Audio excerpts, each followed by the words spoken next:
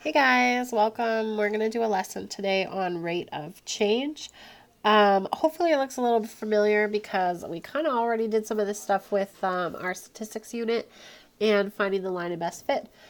So I'm hoping that this is just like a nice breezy lesson for you guys. So we can determine the rate of change or the slope using a table or a graph.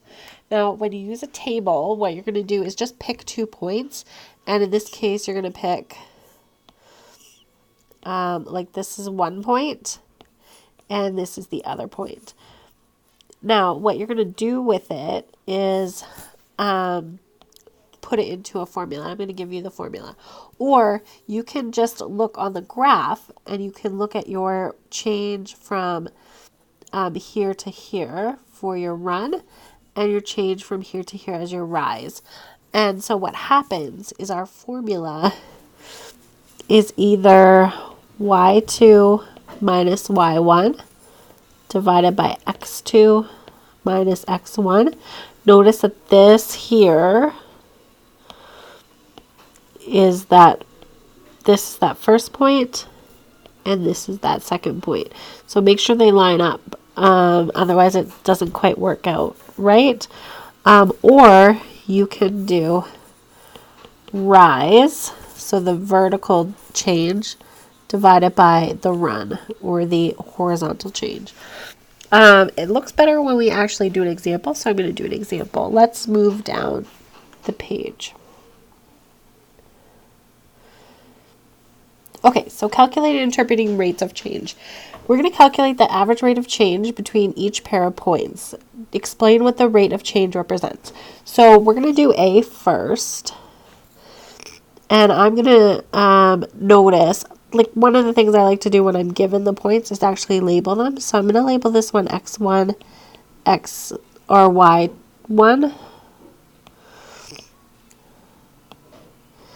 X1, Y1, X2, Y2, just so that we have them labeled. And then all you have to do is put it into the formula. So we're going to do Y1, sorry guys, Y2 minus Y1 over X2 minus X1. I'm going to sub in those values. So 1400 minus 2000 divided by 4 minus 0. 1400 minus 2000 is negative 600. And 4 divided by 0, or 4 minus 0 is just 4. And then when I do 6 minus 600 divided by 4, I get 150, and it's a negative. So what does that actually mean? It means that our slope is negative, and it's going down, which tells us that it's going down. And then the number tells us by how much. Down 150 meters each minute. Because this was the meters and this was minutes. Okay, let's do B. This time we're looking at the graph. So we always do rise over run.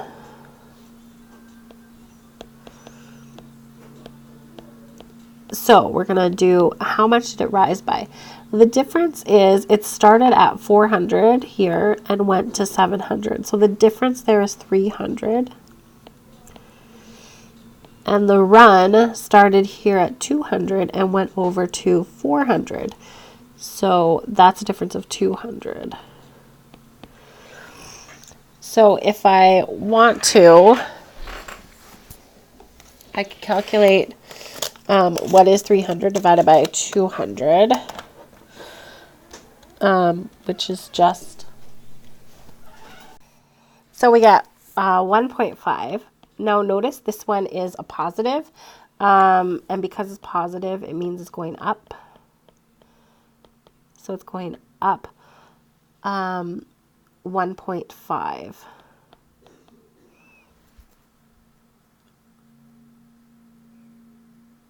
Okay.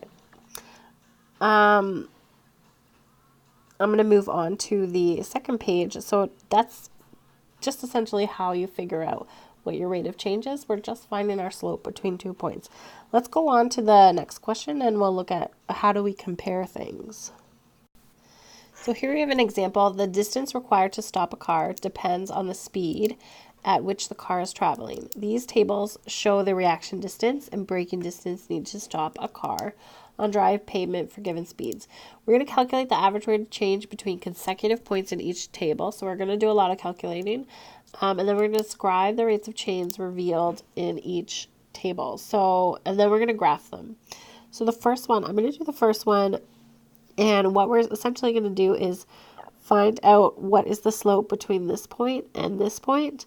And then after we figured that out, we'll do the next two. And we'll just keep going. So this first one is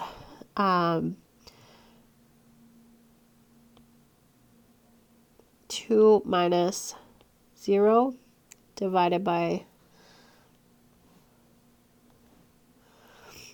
10 minus 0.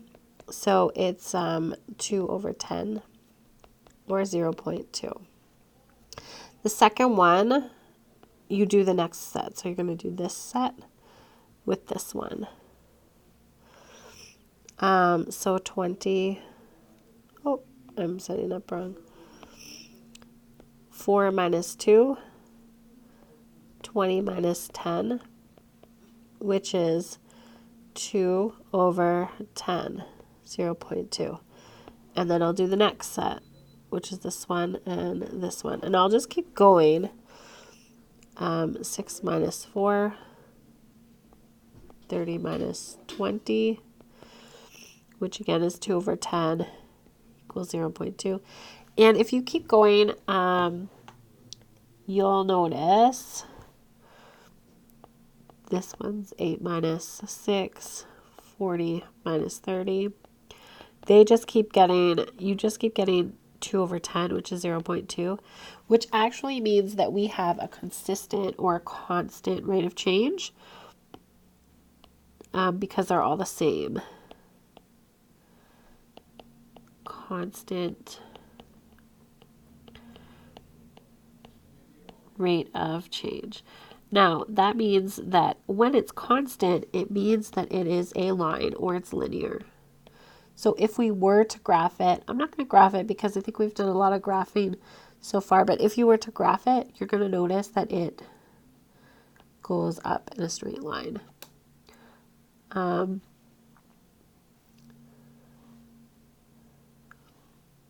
Let's do the second one.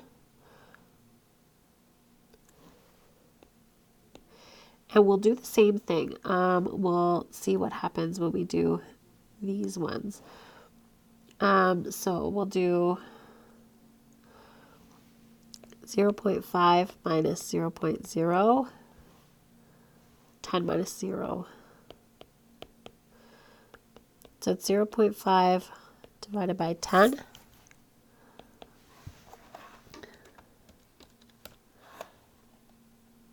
.05. The next set, we'll do the same sort of thing. So 2 minus 0.5 divided by 20 minus 10. So 1.5 divided by 10, which is 0.15. Then we'll do the next one.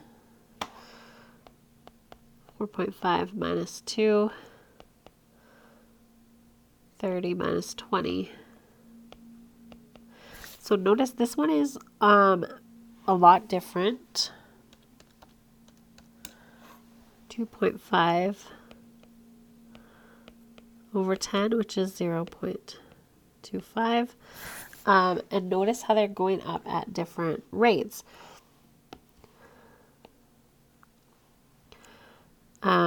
So not the same. Now, because they're not the same, it is not linear. Which which means it's not going to look nice and straight like the one up above. This one, if you actually graph it, it ends up looking, it starts off really slow and then starts to go up because notice it increases every time we go up a point. The slope is a little bit higher, so it's steeper. So it's going to have more of a curve like this. So be aware of that. That happens, and all you're going to have to say is that it's not linear. And I realized I should have told you guys this process of like actually finding the slope every time and finding the differences. This is actually called finding the first differences, or finding like to see what happens. I've given you guys the last page. I'm not going to really write anything on this, but I wanted to give you a table just so that you have a reference of what your graph might look like if your first differences are different things. So if your rate of change is 0 for everything, what you're going to end up with is a straight horizontal line. It has no slope at all. It's not going up. It's not going down. That's what that will look like. If it's constant, as it was in our first example where they were all the same, the first differences are equal and it's going to make a straight line. And then just like our second example, if it changes, the first differences are changing and you'll get more of a slope like this. It may look like this, but it may also look like, it could look like it's going down like this. Just like this one could look like this. That's okay. As long as we're checking for this, if it's constant or it's changing. So that's just kind of like a reference sheet for you guys to have. Good luck with the examples. I think you'll be okay, and I will see you guys next time.